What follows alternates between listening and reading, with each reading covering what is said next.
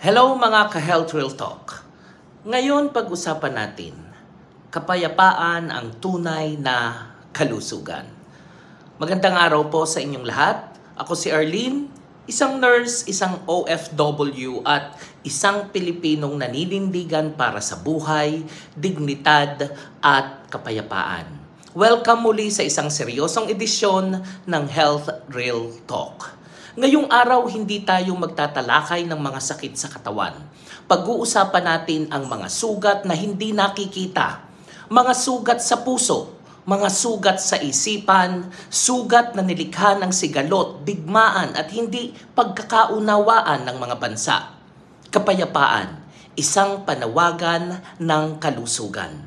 Habang nag-aaway ang mga makapangyarihan, ang mga inosente ang nagdurusa. Mga sanggol na hindi man lang nabigyan ng pagkakataong mabuhay ng payapa, mga kabataang sabay na nawalan ng tahanan, edukasyon at pangarap, mga magulang na wala ng luha sa kaiiyak sa pagkawala ng anak, mga manggagamot at volunteers na napipilitang gamutin ang sugat sa lupa habang sugatan ang kanilang damdamin. Hindi ito eksakto o hindi eksena sa pelikula. Ito ay realidad.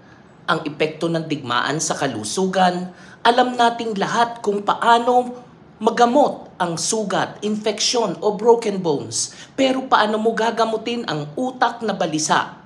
Mga batang hindi na makatulog dahil sa tunog ng bomba. Ang inang hindi na makakain dahil sa guilt na siya'y nabuhay habang ang anak ay hindi.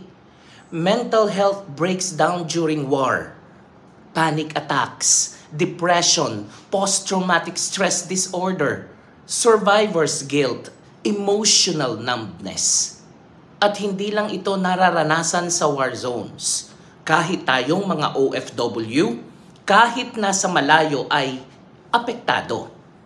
Bilang Pilipino, bilang tao, maaaring wala tayo sa gitna ng gyera, pero meron tayong boses, meron tayong damdamin, meron tayong paninindigan. Hindi ito usaping politikal lang. Ito ay usapin ng bilang makatao. At bilang mga Pilipino na kilala sa malasakit, hindi natin pwedeng ipikit ang ating mga mata. Ano bang magagawa natin? Maging mapagmatsyag at mapagmalasakit. Magdasal, hindi lang para sa sarili, kundi para sa mundo. I-share ang tamang information, hindi fake news o pananakot. Magsalita laban sa karahasan dahil sa simpleng post mo, malaki ang magagawa mo. Kung may kakayahan, tumulong sa mga humanitarian efforts o donation drives. Maliit man, bawat pagkilos ng malasakit ay may malaking epekto. Pangkalusugang paalala, sa mga kababayan nating may mga mahal sa buhay sa war zones o sa mga nakakaranas ng anxiety at helplessness. Talk to someone. Limit media exposure if it's overwhelming. Do grounding techniques to stabilize your emotions. Seek support groups. At kung ikaw ay OFW at may kakilala kang nakakaramdam ng trauma, huwag kang matakot magtanong ng, kumusta ka ba talaga? Ang masakit na katotohanan, ang gyera ay hindi lang pagpatay. Ito ay unti-unting pagkitil sa posibilidad ng isang payapang buhay. At habang nagtatalo ang mga lider, may bata sa kabilang panig ng mundo ang hindi na babangon. Sa panahon ng kaguluhan, piliin nating maging boses ng kabutihan. Hindi tayo helpless. Hindi tayo walang pakialam lang. At hindi kailanman mali ang manindigan para sa kapayapaan. Ako si Arlene, isang nurse man ako, physically. Ngayon, ang pag-aalaga ay para sa mundo.